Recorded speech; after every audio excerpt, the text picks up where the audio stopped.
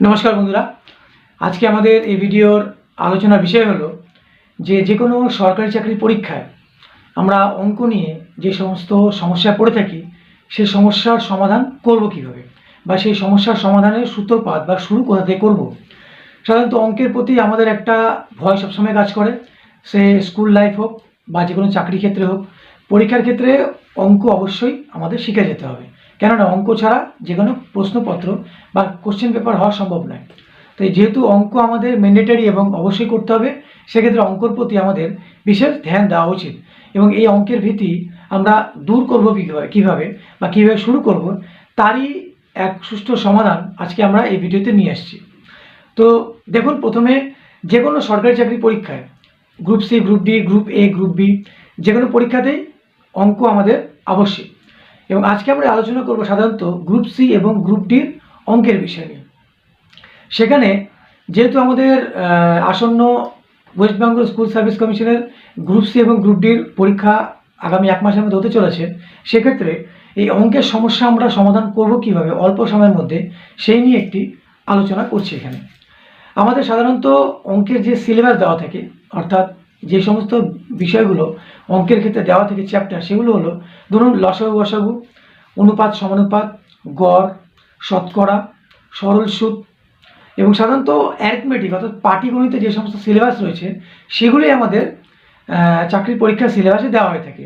এবং এক্ষেত্রে আমরা বাজারে বিভিন্ন নামি দামি বই পাওয়া যায় এবং সেখানে কিছু টাফ আছে, কঠিন ধরনের অঙ্ক দেওয়া থাকে, যেগুলো সলভ করা আমাদের পক্ষে সম্ভব হয়ে ওঠে না। কেননা আমাদের যে বেস বা বেসিক বা যেটা গোড়া বলি আমরা অঙ্কের, সেই গোড়াই আমাদের মজবুত নয়।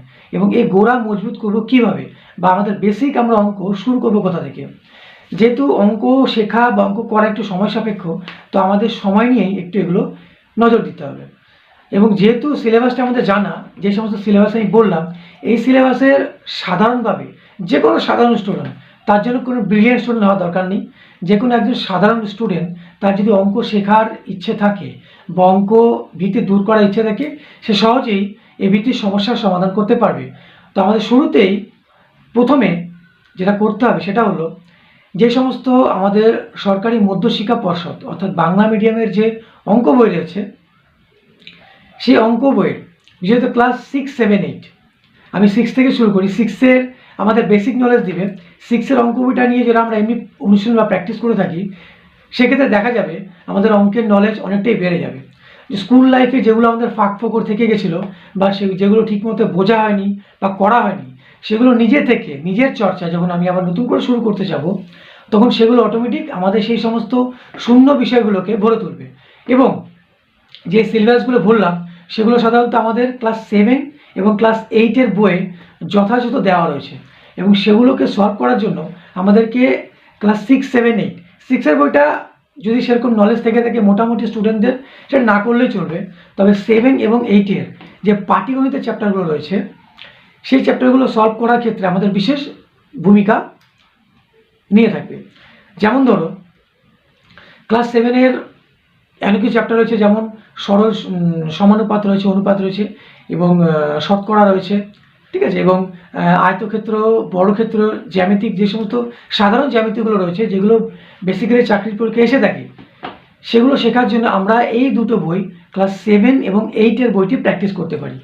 রোজ দিন আমরা একটা চ্যাপ্টার করে ধরবো অঙ্ক শেখার জন্য এবং নিজেকে অঙ্কে সঠিকভাবে গড়ে তোলার জন্য, যাতে চাকরির পরীক্ষায় আমরা অন্তত 50 থেকে 70% আনসার করে দিয়ে আসতে পারি।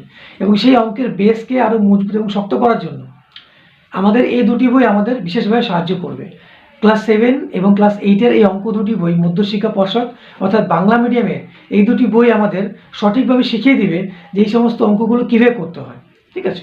এবং যাদের পক্ষে টিউশন নেওয়া সম্ভব তারা তো টিউশন নেবেই, এবং যাদের পক্ষে টিউশন নেওয়া সম্ভব নয়, আমি জানি অনেকেই বেশিরভাগ স্টুডেন্টদের পক্ষে টিউশন নেওয়া সম্ভব হয়ে ওঠে না, এবং তারা কি করে, যেভাবেই হোক নিজে থেকে চেষ্টা করে চাকরির পরীক্ষায় মানে অঙ্কের ভীতি দূর করার।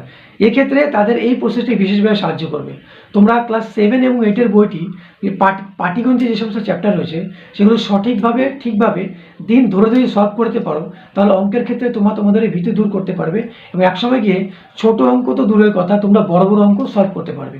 তো আমার এই ছোট্ট টিপসে যেহেতু তোমরা ফলো করতে পারো, তো আগামী দিনে যে কোনো পরীক্ষায় গ্রুপ সি গ্রুপ ডি খুব নগণ্য পরীক্ষা এবং বড় বড় পরীক্ষা তো তোমরা সঠিকভাবে এগুলো সলভ করতে পারবে। যেমন ব্যাংকিং পরীক্ষা হয়ে গেল, রেলের পরীক্ষা হয়ে গেল, পিএসসি ক্লার্কশিপ হয়ে গেল, এবং ডাব্লিউবিসিএসের বেসিক যে অঙ্কগুলো থাকে সেগুলো তোমরা, অর্থাৎ প্রিলির যে অঙ্কগুলো থাকে তোমরা সেগুলো সহজেই সলভ করতে পারবে। ঠিক আছে, তো আশা করি আমার এই ছোট্ট ভিডিওর ছোট্ট টিপসে তোমাদের সবাই ভালো লাগবে, এবং যারা চাকরি করতে চাও এবং চাকরি পরীক্ষা অঙ্ক সলভ করতে চাও, অঙ্কর ভীতি দূর করতে চাও, তারা আজকে থেকে আমার এই টিপসটি ফলো করতে পারো। এবং ফলো করলে এবং তোমরা অবশ্যই এর একটি সুবিধা পেয়ে থাকবে, এবং কি সুবিধা পাবে তোমরা অবশ্যই আমাকে পরে কমেন্টে এসে জানাবে।